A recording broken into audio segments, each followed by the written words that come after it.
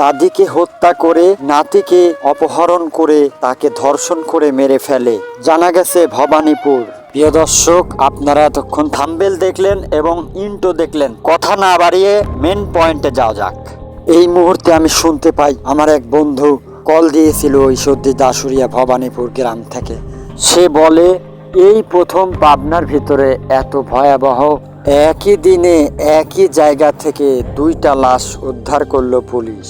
ঠিকই শুনেছেন দর্শকবৃন্দ, এই যে দেখতে পাচ্ছেন এখানে ডিবি দাঁড়িয়ে আছে, পুলিশ দাঁড়িয়ে আছে এবং সিআইডি দাঁড়িয়ে আছে। তারা কিন্তু তদন্ত করছে লাশটি কোথায় আছে। বহুত খোঁজাখুঁজির পর এক পর্যায়ে পাওয়া যায় সরিষার ক্ষেতে মেয়েটির লাশ। মেয়েটির নাম জানা গেছে জামিলা খাতুন।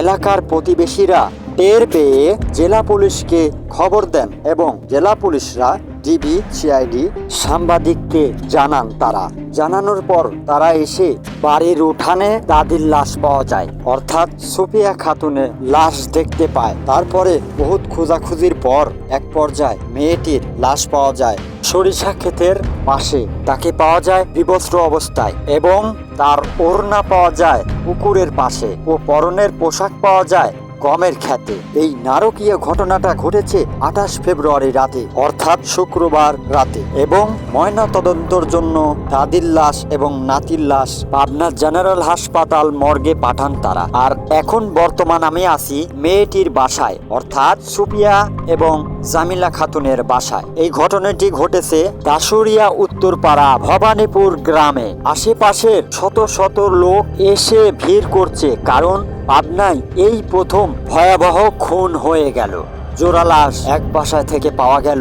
এটি কিন্তু একটি আতঙ্ক ছড়িয়েছে পুরো গ্রামে।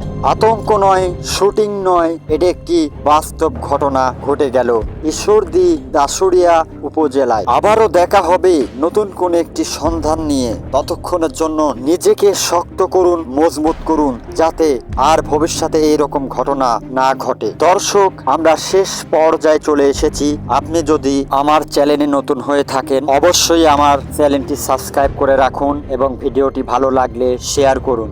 লাইক কমেন্ট অবশ্যই কিন্তু করবেন এবং ভিডিওটি কিন্তু অবশ্যই শেয়ার করবেন, যাতে অন্য ব্যক্তি আপনার মাধ্যমে ভিডিওটি দেখতে পারে।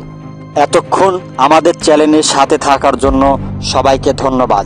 আবারও দেখা হবে নতুন কোনো ভিডিও নিয়ে, নতুন কোনো সন্ধান নিয়ে। ততক্ষণের জন্য নিজে ভালো থাকুন, সুস্থ থাকুন, আর একজনকে খেয়াল রাখুন। আমি রফিকুল ইসলাম বকুল, সবাইকে আবারও ধন্যবাদ। আসসালামু আলাইকুম।